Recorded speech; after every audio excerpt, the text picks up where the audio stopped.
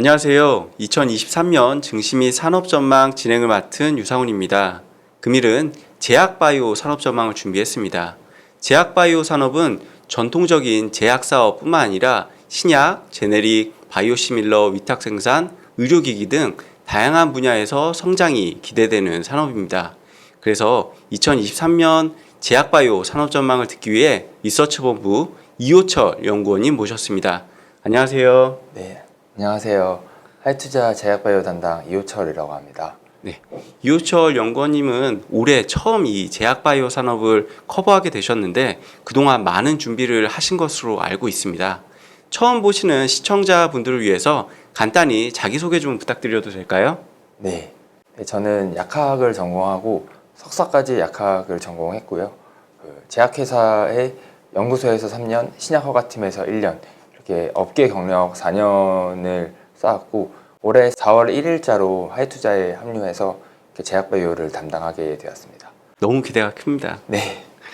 첫 번째 좀 질문을 드리면 2023년 이 제약바이오 산업에서 어떤 분야가 가장 중요할 것으로 전망하시나요?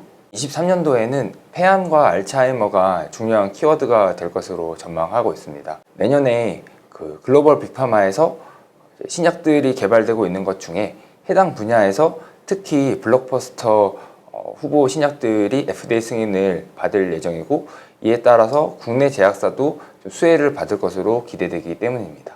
항암제는 글로벌 제약바이오 기업들이 가장 많이 연구하는 분야인데 그 중에서도 폐암이 특히 중요한 이유가 있을까요? 폐암은 사망 원인 1위의 암이고 시장도 제일 크기 때문에 가장 중요합니다. 미국 암학회에서 작년에 발간한 통계치를 보면 그 표 1번의 그림을 보시면 되는데요. 남녀 모두에서 두 번째로 많이 발생하는 암이 폐암입니다. 여자는 유방암 다음 폐암이고 남자는 전립선암 다음 폐암입니다. 그런데 이렇게 많이 발생하는 암 중에서 생존율로 보면 압도적으로 낮은 게 폐암입니다. 5년 상대 생존율을 보면 21%, 그러니까 5명 중에 4명이 5년 내에 사망하는 암이 폐암입니다. 그런데 이 21%라는 수치도 1900년대 후반에 12%, 13%에 비하면 많이 올라온 수치인데요. 기존의 항암제에 비해서 훨씬 더 발전한 표적 항암제가 새로 개발되면서 이렇게 생존율이 좀 올라올 수 있었습니다. 방금 표적 항암제에 대해서 좀 잠깐 언급해 주셨는데요. 표적 항암제에 대해서 좀 쉽고 자세하게 설명 좀 부탁드립니다. 표적 항암제라고 하면 암세포만 표적해서 공격하는 항암제입니다. 기존의 항암제는 암세포뿐만 아니라 정상세포까지 공격하기 때문에 부작용도 심하고 약의 효과도 떨어졌습니다. 그런데 표적 항암제는 암세포만 공격하기 때문에 부작용도 적고 효과도 더 뛰어납니다. 정확하게 말하면 암세포에 발생하는 유전자 돌연변이를 타겟하는데요. 지금 설명드리고 있는 폐암 같은 경우에는 여러 유전자 돌연변이 중에 EGFR 돌연변이가 제일 많습니다. 그래서 폐암에서는 EGFR 타겟 표적 항암제가 제일 중요합니다. 요 EGFR 항암제라고 하면 그 개발 순서에 따라서 1, 2, 3세대로 나뉘는데요. 1세대 약물 이레사 타세바가 2000년대 초반에 개발되었고요. 이 약이 나오면서 폐암 환자의 평균 수명이 원래 1년 미만이었는데 2배 이상 늘어났습니다. 하지만 이 약들도 한계가 있는데 1년 정도 약을 먹으면 더 이상 약이 듣지 않습니다. 원인을 보면 추가로 다른 돌연변이가 또 생겨서입니다. 이 3세대의 타그리소라는 약은 이 추가로 생긴 돌연변이까지 잡을 수 있습니다. 그래서 큰 주목을 받았고 1차 치료제로 1세대인 이레사 타세바를 쓰고 더 이상 안 듣는 환자한테 2차 치료제로 이 타그리소를 쓰면 약이 듣습니다. 그래서 2차 치료제로 2015년도에 FDA 승인을 받았습니다. 표 2번에서 자세히 보시면 이 타그리소라는 약은 추가 돌연변이 뿐만 아니라 이레사 타세바가 잡는 돌연변이까지도 다 잡을 수 있습니다. 그러니까 처음부터 타그리소를 써도 더 좋을 거라는 기대감이 있었죠. 실제로 그 결과를 입증한 게 왼쪽 밑에 그림 1번 그래프입니다.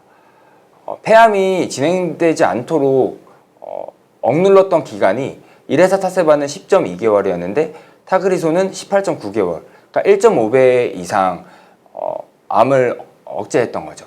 이 결과를 근거로 해서 2018년도에 1차 치료제로도 FDA 승인을 받습니다. 그 오른쪽에 그림 2번이 이 EGFR 항암제들의 매출 그래프인데요. 2016년도부터 타그리소가 시장을 진입하는데 1차 치료제로 FDA 승인을 받은 2018년도부터 드라마틱하게 시장 점유율이 올라갑니다. 그래서 현재는 90% 이상 점유하면서 독점을 하고 있고 연매출 50억 달러 이상 달성하고 있습니다. 하지만 이러한 타그리소도 2년 정도 투약하면 더 이상 약이 듣지 않는 내성 문제가 생깁니다. 이 내성의 원인으로는 또 대부분이 유전자 추가 돌연변이인데 그 중에서도 매트 증폭이라는 돌연변이가 가장 빈번한 원인이었습니다. 그래서 현재 시점에서는 이 타그리소가 못 잡는 매트까지 잡는 항암제가 제일 중요합니다. 작년에 이 매트 항암제가 3개 FDA 승인을 받았고 그 중에서도 아미반타맙이라는 항암제가 가장 중요합니다. 아미반타맙은 이중항체 항암제인데요. 즉 양손잡이 약물입니다. 그래서 한쪽 손으로는 매트를 잡고 다른 한 손으로는 EGFR을 잡습니다. 그런데 EGFR을 타그리소만큼 세게 잡지 못합니다. 그래서 경쟁이 되지 않습니다. 이런 이유에서 타그리소만큼 EGFR을 세게 잡을 수 있는 같은 3세대 약물 레이저티닙을 같이 사용하는 쪽으로 지금 임상시험이 진행되고 있습니다. 여기에서 이 레이저티닙이 국내 제약사 유한양행이 얀센에 기술 수출한 신약입니다. 그래서 이 아미반타맙 레이저티닙 조합이 성공한다면 얀센과 유한양행이 모두 큰 수익을 얻게 됩니다. 이 조합으로 여러 글로벌 임상시험이 진행이 되고 있는데 그 표 4번에 보시면 제가 음영 표시한 밑에서 두 번째 마리포사라는 임상시험이 제일 중요합니다. 이 임상이 성공해야 1차 치료제로 FDA 승인을 받을 수 있고 타그리소처럼 블록버스터 약물이 될 수 있습니다. 그런데 이 결과 확인 시점은 24년 상반기라서 아직 좀 남았는데요. 그렇더라도 지금 진행되고 있는 다른 임상시험들이 23년도에 결과가 확인될 예정이고 이 결과에 따라서 마리포사 성공 기대감도 같이 높아지기 때문에 당장 23년부터 기대감을 받고 유한양행의 주가 흐름도 좋을 것으로 기대하고 있습니다. 폐암의 표적 항암제 특히 아미반타맙과 레이저티닙 이 병용요법에 대한 임상 결과에 상당히 좀 주목을 해봐야 되겠네요. 네, 맞습니다. 그 결과에 따라서 정말 우리나라에서는 최초로 1년에 1조 원 이상 팔리는 블록버스터 신약이 나올 수 있을 거라고 기대하고 있습니다. 그렇다면 알츠하이머 관련해서도 좀 질문을 드리고 싶은데요. 알츠하이머 신약 관련해서도 시장에서 기대감이 높은데 이 알츠하이머 신약 현황과 향후 전망에 대해서도 좀 말씀 부탁드립니다. 사실 알츠하이머 상당히 좋은 신약이 내년도에 승인받을 거라고 지금 기대를 많이 받고 있는데요. 저도 그 기대감이 근거가 있다고 동의하는 편입니다. 사실 알츠하이머는 최근에 논란이 많았습니다. 가장 유명한 건 작년에 FDA 승인을 받은 아두헬름이라는 신약인데요. 이 신약이 18년 만에 나온 알츠하이머 신약이었기 때문에 기대감이 상당히 컸는데 판매량은 저조했습니다. 그래서 실망감도 컸었죠. 판매량이 저조했던 이유는 효과가 정말 있는 약인지 논란이 있었습니다. 4개의 환자군에 임상을 진행했는데 그중 1개 환자군에서만 성공했기 때문에 이런 논란이 있었고요. 좀 더 자세히 말씀드리면 그 그림 5번에서 왼쪽에 이머지라는 임상 그리고 오른쪽에 인게이지라는 임상 2개의 임상 각각 저용량과 고용량 2개 환자군씩 그래서 총 4개 환자군 임상을 진행했습니다. 그런데 이머지의 고용량 환자군에서만 약의 효과가 나왔던 겁니다.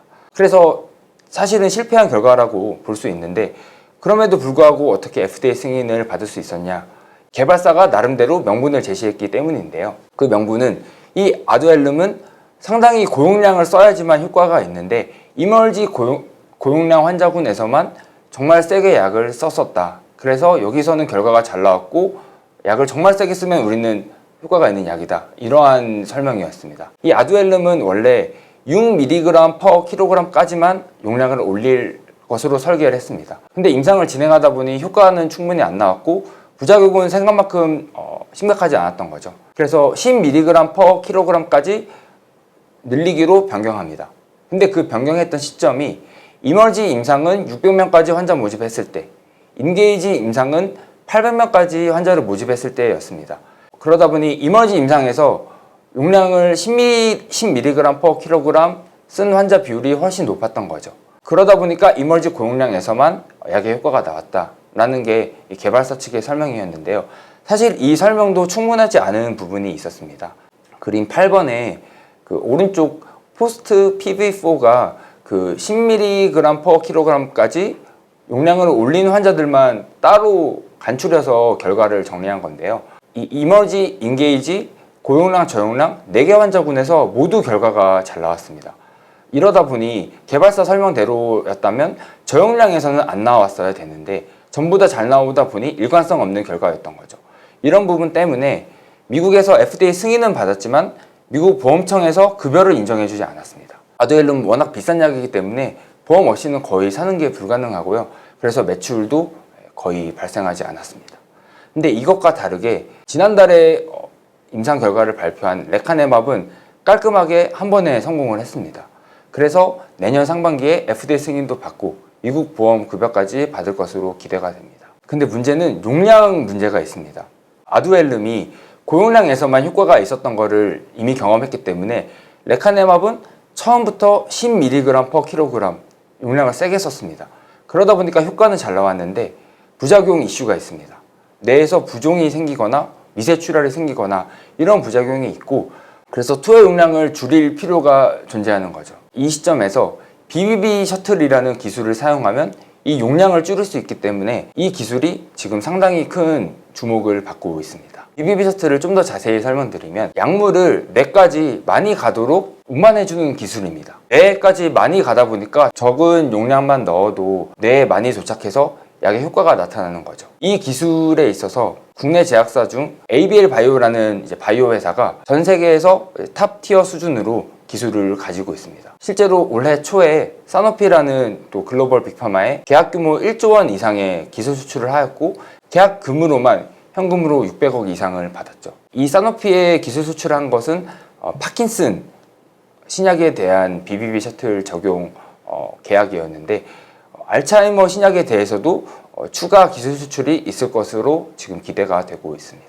최근에 이 알츠하이머 논문 관련해서 이 조작 이슈가 좀 있었잖아요. 네. 이 부분은 좀 어떻게 보시나요? 사실 그 논란은 좀 과도한 이슈였다고 보고 있습니다. 관련해서 아밀로이드 베타라는 물질에 대한 이해가 조금 필요한데요. 이 아밀로이드 베타는 현재 알츠하이머 원인 물질로 가장 유력한 후보입니다. 근데 이 아밀로이드 베타가 그림 12번에서 보시면 이제 한 개, 두 개 생겨서 점점 뭉치면서 올리고머 그리고 프로토피브릴, 피브릴 이렇게 섬유 형태로 응집돼서 쌓이게 되는데요. 이 몇 개가 응집됐을 때 가장 크리티컬하게 알츠하이머를 유발하는지는 아직 명확하게 규명이 안 되었습니다. 조작 의혹을 받는 논문은 12개가 쌓인 응집체가 가장 중요한 알츠하이머 원인이다 라는 내용이었어요. 그림 11번이 실제로 그 조작했다고 의심받는 데이터인데요. 그 오른쪽에 1머, 3머, 4머 있죠. 그 중에 12머, 이게 12개가 뭉친 응집체입니다. 이 12머 밴드가 제일 진한 걸 볼 수 있죠. 이 결과를 근거로 이게 왼쪽으로 쭉 와서 보시면 숫자로는 56 kDa, 56kDa 크기인데 이 응집체가 알츠하이머의 주된 원인이다 라는 게 이 논문의 내용이었고 이 논문이 조작되었다고 해도 12개짜리 응집체에 대한 사실 이슈이기 때문에 다른 종류의 응집체는 좀 별개라고 보셔야 됩니다. 그리고 중요한 건 지금 알츠하이머 신약들은 전부 다른 단계를 타겟하고 있습니다. 그림 13번에 좀 더 구체적인 그림이 있는데요. 붉은색 원기둥이 아밀로이드 베타 한 개이고 이게 점점 쌓여서 섬유 형태, 더 쌓이면 실뭉탱이 형태로 플라그까지 가는 걸 볼 수 있고요. Y자 모양의 그 파란색 물질들이 알츠하이머 신약들입니다. 각각 다른 단계에 작용하는 걸 보실 수 있고요. 그 Y자 모양이라고 하면은 항체 의약품이라는 뜻입니다. 그래서 이 알츠하이머 신약들이 개발에 성공하면 항체 의약품을 만드는 회사들도 실적이 좋아질 것으로 기대를 하고 있습니다. 항체 의약품 위탁 생산 업체 중에 전 세계 1위 캐파를 보유하고 있는 회사가 국내의 삼성바이오로직스이기 때문에 또 이 알츠하이머 신약들이 개발이 잘 된다면 삼성바이오로직스도 주가 흐름이 긍정적일 것으로 기대를 하고 있습니다. 그렇다면 마지막으로 2023년 제약바이오 산업의 탑픽 종목 좀 말씀 부탁드립니다. 네, 2024년 탑픽으로는 유한양행을 기대하고 있습니다. 처음 설명드린 대로 폐암 시장이 워낙 크고 또 여태까지의 임상 결과가 워낙 좋았기 때문에 앞으로의 결과도 기대가 되고 또 FDA 승인 시점이 얼마 남지 않았기 때문에 그 레이저트닙이라는 블록버스터 신약이 등장할 것으로 기대가 되고 관련해서 유한양행의 주가 흐름도 좋을 것으로 기대하고 있습니다. 네, 지금까지 2023년 증시및 산업 전망에서 이 제약바이오 산업 전망을 말씀드렸습니다. 글로벌 제약바이오 산업의 이슈와 사례를 중심으로 산업 전망을 자세하게 말씀해 주신 이호철 연구원님 너무 감사드립니다. 네, 감사드립니다. 저는 다음 시간에 다른 섹터로 찾아뵙도록 하겠습니다. 지금까지 시청해 주셔서 감사합니다.